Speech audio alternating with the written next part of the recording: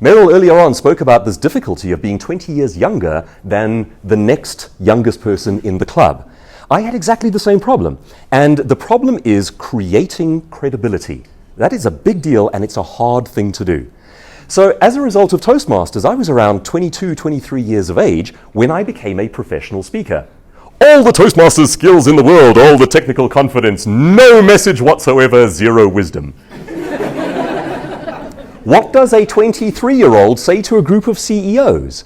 And I think therein lies one of our first lessons about becoming an expert.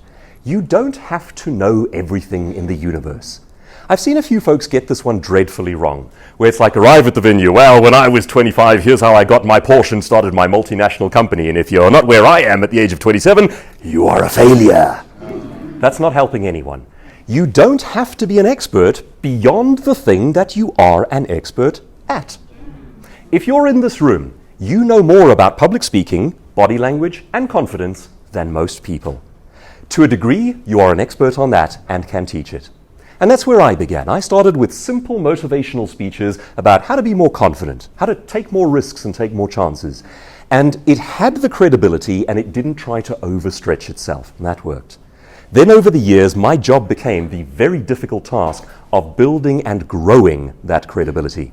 What Sandra said about learning body language is an incredibly big deal as well. Watch the difference between these two entrances. Same words, delivered differently, just the body language. I walk up and I say, "Hi ladies and gentlemen, I'm Douglas Kruger and I'm South Africa's newest public speaker, and today I'd like to talk to you about how you can use body language to become an authority in your field." Okay, so let's do the same words. Ladies and gentlemen, good morning.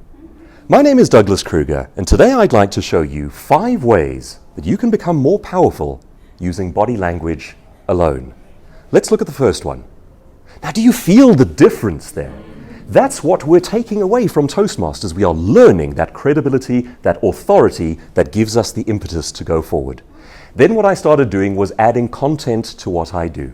And I gained that naturally as a result of growing my own business, being involved in other people's businesses, speaking at conferences, and reading like crazy. If I can recommend one thing for you, please spend more time reading than your competitors. I've recently fallen in love with the Audible app. And if you haven't downloaded it, please do. Free app. You don't pay for the app, you pay for the books you download. Or like myself, you can buy a contract and you get, say, 2 or 3 books a month, and you can take in new knowledge, new ideas anywhere, anytime. At the gym, driving in traffic, in the bath, particularly uninteresting lovemaking sessions, whatever. Grow yourself. And possibly the greatest thing that I did to gain credibility was the result of an agent who gave me some advice. She is one of South Africa's top speaker bureau agencies, and by the time I met her, had been involved in the speaking world for some 2-3 decades. And I asked her, what's the number one thing I can do to really get ahead? What should I focus on? And she said something that was a little over the top, a little hyperbolic, a little melodramatic, but there was such a great grain of truth in it. She said, you know, if you write a book, you are perceived as one step down from God. Now, I don't know if that's true or not, and I've written 7 books, so you be the judge. But folks, the reality is, writing and publishing something does change how people perceive you. You heard the phrase earlier as I walked into the room, I'm not even sure who said it, it may have been Frank or Andrew, that perceptions in business are reality. This is a game of perceptions, and most of it is spent marketing yourself and creating credibility. The more credible you are, the more people trust you to teach them and guide them, the more prosperous you will become as a speaker, teacher, guide, coach, and expert. So that's what we're after. We're about building credibility. That means learning the body language, the delivery techniques, but it also means mastering content. The best content delivery is a strange combination of professor and rock star. Let me explain what I mean by that. You can go thoroughly academic on one hand and be a subject matter phenomenon and yet still not be very entertaining. Or you can go to the other end of that spectrum and you can be all, yes, turn to the person next to you and tell him, you have power.